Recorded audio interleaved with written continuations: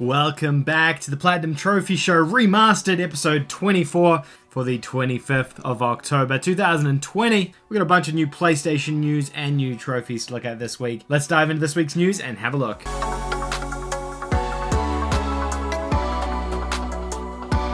Now, for those of you who are uninitiated, the Platinum Trophy Show Remastered is our weekly PlayStation and Trophy show. We take a look at all the latest PlayStation and gaming news from the week, as well as all the latest trophies that have popped up on PSN profiles. We have a bit of discussion about both in a nice compact 20 or 30 or something minute episode. Now, the last couple of weeks we've done this show live. I didn't mind it. I actually quite enjoyed doing it live. I enjoyed having the audience's input when we were doing it live, but there have been a couple of comments left that people preferred it offline. People preferred this short version that I normally put together like this versus the live version that we normally do. So, for today's episode, we're going to go back to this regular format and record this offline like we used to. Before we start, please consider hitting that subscribe button down below. We are almost at the end of October and we are working towards a community giveaway goal. If we hit our 10,000 subscriber milestone by the end of the month, we'll be giving away a PlayStation 5 on the channel. I know we're a long way off, but you never know, right? You never know. I'll probably keep things offline for the time being, maybe until we get to another milestone episode, and then I'll reevaluate how the Platinum Trophy Show Remastered is going to work in the new year. I've got some new ideas of things I want to inject into the show, and we'll shake things up a bit. For the time being, though, I think I'm going to keep it like this. Now, this week we have a couple of news stories and a couple of trophies that have gone live. It's not going to be a super long episode. I would say this is going to be a shorter episode just based on the content we have available to us. The first story is about Spider-Man Miles Morales for the PlayStation 4 and the PlayStation 5. Now, this article here on PlayStationTrophies.org says Spider-Man Miles Morales promises more destruction, more believable performances, says Insomniac. Interesting, right? It's not necessarily what I would have expected from this, given I thought that the original Spider-Man game was pretty believable. So let's have a look at this article. Insomniac Games has offered some further details on the next-gen nitty-gritty for Spider-Man's Miles Morales, serving up some of the insights into how the game will differ from the PS4 and PS5 beyond merely it'll look nicer and that. Of course, the PlayStation 5 version will have instant loading, whereas PS4 you'll see some subway journey loading scenes. You guys remember those. Ray trace reflections and cutting-edge particle systems will also be in play at the PlayStation 5 version, which in turn will feed into the increased level of destruction on show. You'll see a lot more destruction, a lot more improved particle systems and simulations that we just weren't able to do before. It's a minor thing, right? These launch games are always going to have minor improvements to try and sell you on those new features, but realistically, I think you're going to have a really decent experience with this game on PlayStation 4. My assumption as an outsider is just that this was probably made for the PS4 originally and then got pulled over to the PS5. Maybe it was even DLC for Spider-Man at one stage and they decided to hold it. So, but given it's a launch title, I think regardless of whether or not you upgrade from a PS4 to a PS5, you're going to have a really good experience with this game. I think you're going to enjoy your time with it, and I can't see those improvements being drastically different, maybe except for the loading times, but I think that's like a blanket thing across the board given the SSD in the PS5. Now, I guess it was kind of like a no-brainer. I didn't even really think about this until I read at the very bottom of the article here. It says it launches on the 12th of November, which is the PS5 launch date for most regions. US, Canada, Mexico, Australia, New Zealand, Japan, South Korea, and then the 19th for the rest of the world. I didn't even really think that this game would be delayed a week because the PS5's not coming out in the UK. I still assumed the game would release at the same time so people could play it on their PS4, but I guess for Europe, the game's actually delayed an entire week longer than it is on the rest of the world because that release date of the console is later, which I think kind of sucks. I didn't even really think about that because there's so many people that are going to be playing this game on PS4 who won't be upgrading to next gen. So I think that's a really strange decision on their part to have done that. I kind of do understand to a degree because obviously like they're keeping it all like launch titles are all uniform and playable, but the PS4 version surely could have released earlier in Europe so that they could play it. I feel for you European guys. I know there's a lot of European watchers of this channel, so I am sorry about that. Okay, the next story is about Mortal Shell. Mortal Shell, for those who aren't familiar, is the indie sort of Dark Souls clone that came out earlier on this year. Very good game, by the way. I played through this game quite a lot in, I think, August on stream, and I had a really, really great time with it. It's a really well-developed version of Dark Souls. There's been a ton of different Dark Souls knockoffs and clones in the years that have gone by, and this is by far the best version of that. That's not a From Software game that I've ever played.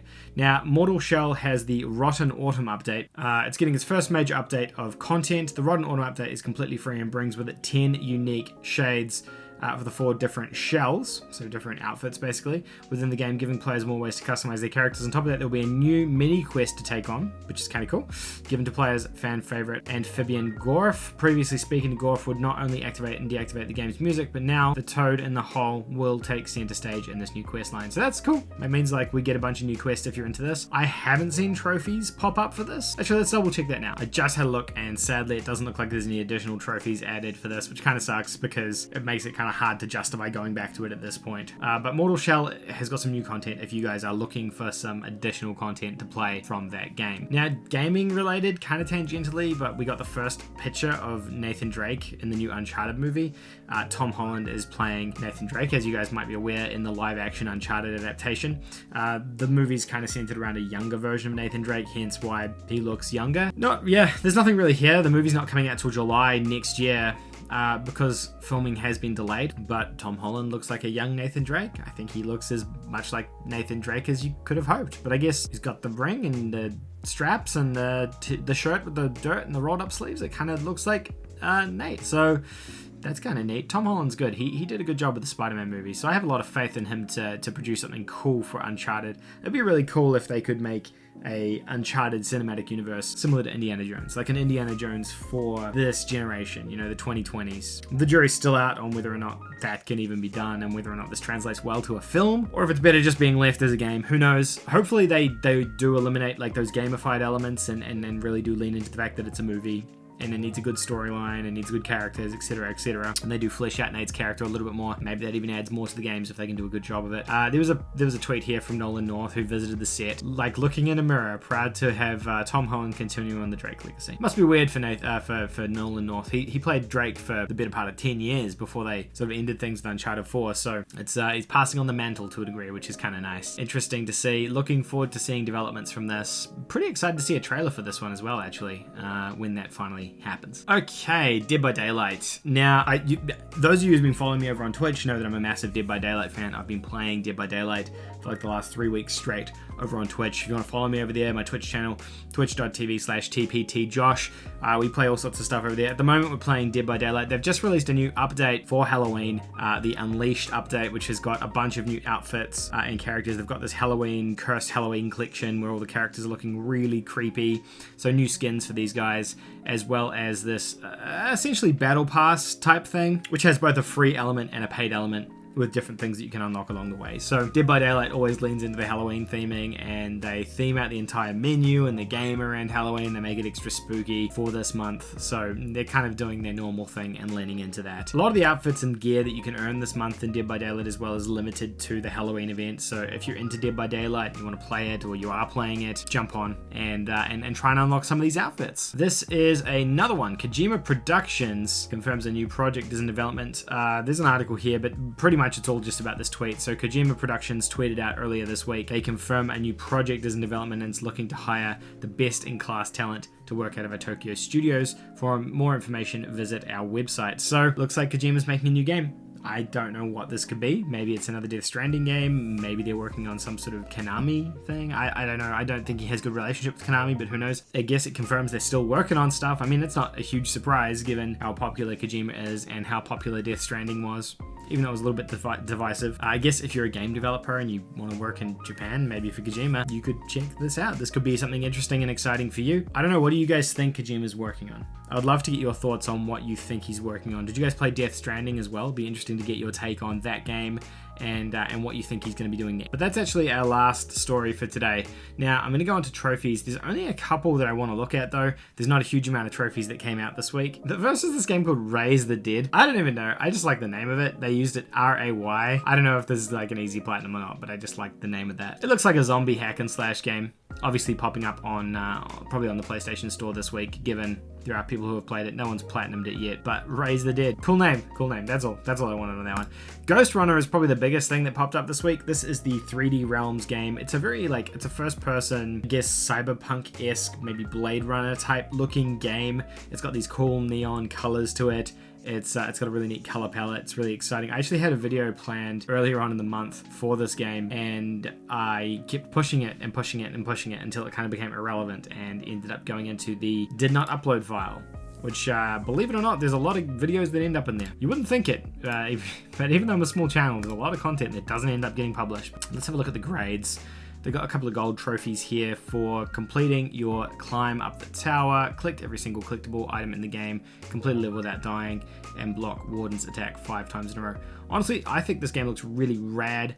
I'm pretty keen to check this one out. It comes out the next week on the PlayStation Store, and I will probably be jumping into it.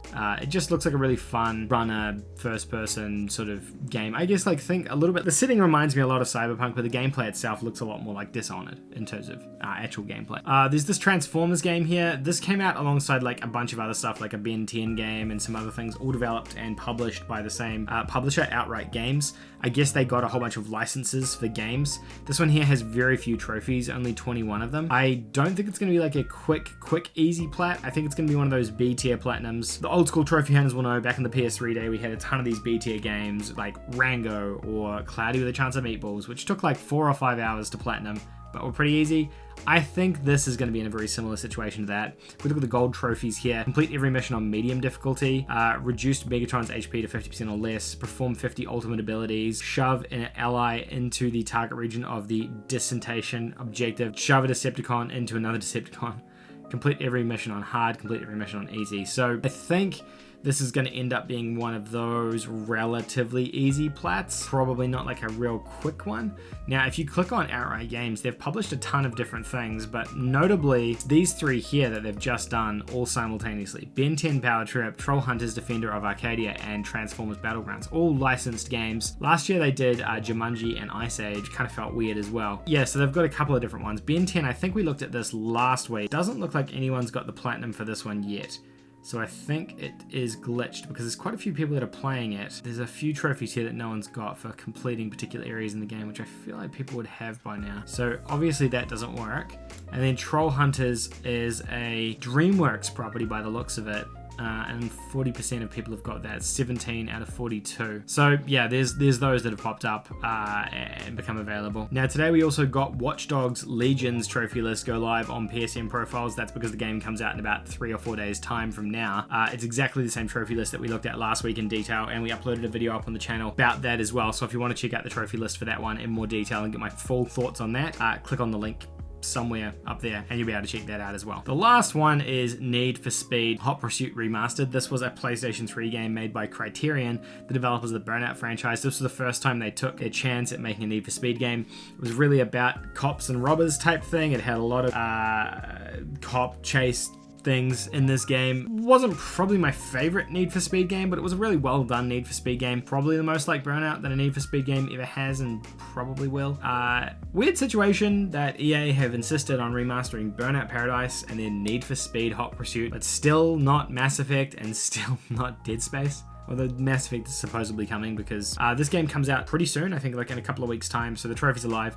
Same trophy list as on the PlayStation 3, so obviously really multiplayer focused. Kind of sucks, unfortunately, but yeah, this is now available. The trophies are now available for this as well. But I think that is everything for today's episode. I know this has been a little bit of a shorter episode. Not a ton of trophies have come out and news is kind of scarce. Today, a lot of journalists obviously received their PS5 units too, and they're taking photos of those and showing those off. There'll be a couple of different beats for the PS5 probably next week is my guess, around unboxings and maybe reviews and things starting to go live for those. So we can look forward to those next week. We're so close now to next gen. I can almost taste it. I'm very excited for it. What else is there? We're still doing the giveaway if we can get to the community goal. I know it's looking unlikely at this stage, but I've got a couple of videos coming out throughout the back half of this week, which I do hope are going to help give us a final push towards that goal. If we don't get there, let me come up with another plan. I know I've already said I'm going to dye my hair. Yes, I kind of have to commit to that at this point. Maybe I can come up with something else, but let me come up with a plan B just to show that I appreciate what everyone's done for the channel over the past month. Anyway, that is all from me, guys. Let me know what you think of this week's episode. Let me know what you think of the games discussed here, the news discussed here. Are you guys going to be checking out Watch Dogs this week? Are you going to be checking out Ghost Runner this week? Be very curious to hear your thoughts in the comment section down below. Otherwise, I will see you guys all in tomorrow's video. Thank you so much for watching. Have a fantastic night. Bye.